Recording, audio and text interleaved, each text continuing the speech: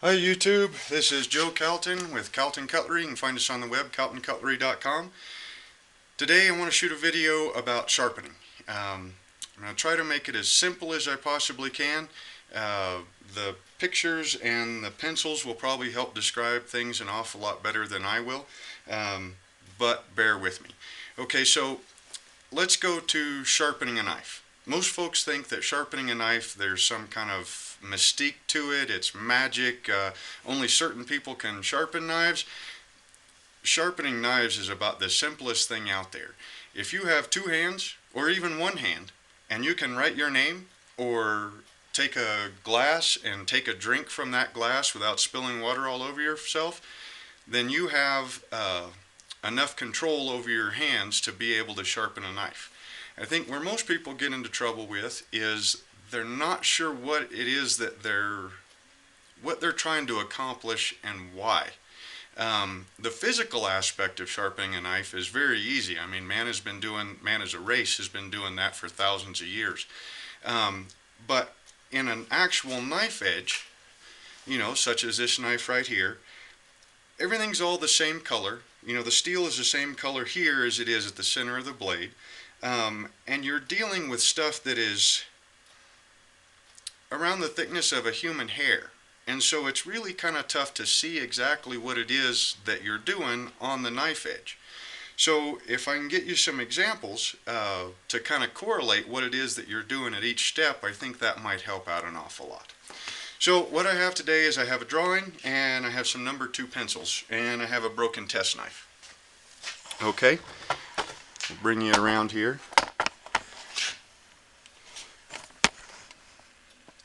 Now you've seen these pictures plenty of times before.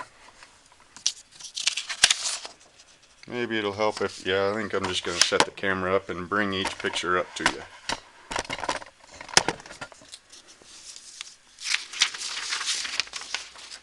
Okay, so you have seen this sort of picture time and time again. Alright, this is a really horrible drawing to try to illustrate what some blade geometry and what part of the blade it is that we're working on. I think this, I can't draw very well, so I think this is probably my best one. You have the flats or the sides of the blade. Here's an old broken test knife that was just handy.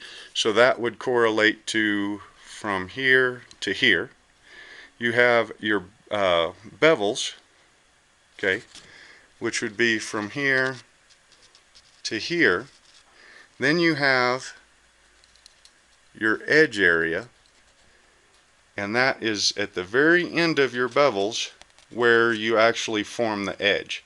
So this picture right here would be if you took this knife blade and looked at it like that.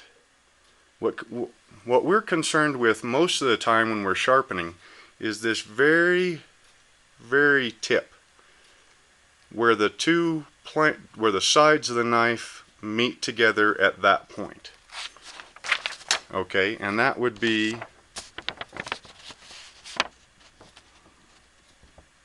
this portion right here.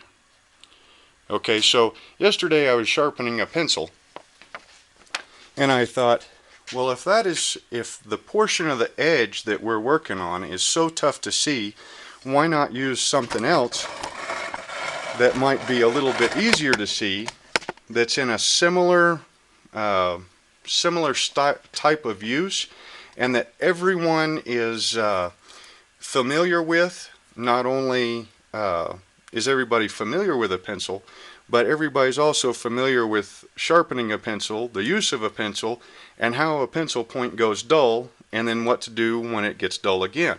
It's the same thing with a knife. So we have a number 2 pencil. Now this part I think we better get you down here so you can see.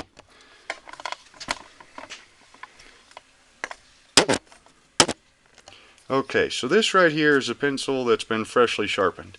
You can see how the 2 planes are nice and even, and they come together in a very sharp point. Now just imagine this being your edge, only this kind of comes to a circular point, and the edge on a knife is on a plane. you know, there's a lot more of it. Okay, so we've got a sharp pencil.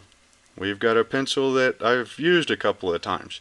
It's the very point has been worn away, and while it still has plenty of use left in it, it doesn't make those nice sharp lines on a piece of paper that, you know, a real fresh point does. And here is a pencil where the point has been completely broken off and the lines don't meet anymore anywhere close to one point. A couple other pencils. So what we're after when we sharpen a knife is to take this and turn it back to this. Now to do that, we have to remove material from the knife blade. Just like a pencil has got a given lifespan. The more you use that pencil, the faster it wears away and, you know, turns into nothing but, you know, the eraser. Okay, well, a knife blade is the same thing. If you don't remove metal from the sides right here, you end up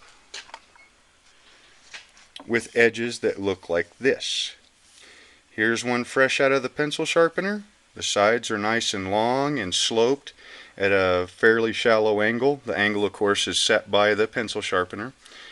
This pencil right here, what I did was I broke the tip off of it, and then I came back in with the belt grinder and I ground it at an angle like this instead of the pencil sharpener's angle like this. To put that in perspective on our little drawing here. Okay, so instead of coming in and laying the blade fairly flat to the stone, this right here would be our angle of presentation for the edge to the stone. Okay, I came in like this.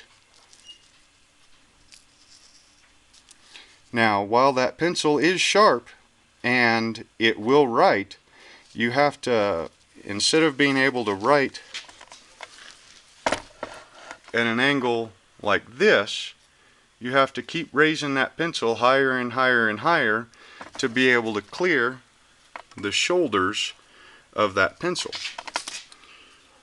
So this one right here is the one I took a fresh edge or a fresh point, broke the tip off, and then ground it at a very steep angle. Now that pencil will not write at this angle. You have to raise it up until it starts writing at that angle. That's because the edge angle is too thick. I didn't remove material from back here, I just removed it from the tip. Okay, now again, you take this to an extreme and you start getting edges that look like this. That's if you never you know, thin out your edge. The edges will end up looking like that. Now this pencil, we can put it on the paper and it's not going to, well, heck, you can see the, I don't know if you can see the blue that's the paint from the pencil that's wearing off. Okay, but you have to take that pencil and bring it clear up to here before it starts writing. Now, if you're the type of person that has a lower style of writing like this, that point would never work. Now, if you write like this, that point would work just fine.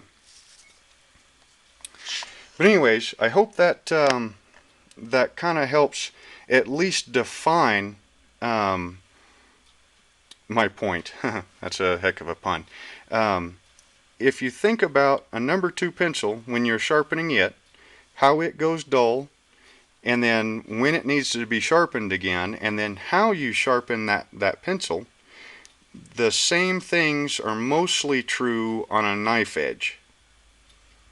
Your edge wears away, and then you have to come back in, remove part of the pencil to be able to establish a new edge. Anyway, that's the best I can do today. I'll think up of the next video in this series. We'll probably continue with the pencil. The pencil has got an awful lot of really good similarities between a pencil and a knife edge. You know, how long a pencil point will last for a person of a given, you know, hand strength and writing style. Same thing with a knife edge, how long that edge will last a particular person with their use, how hard they are on the knife, all of that sort of thing. But I hope that that at least gave you a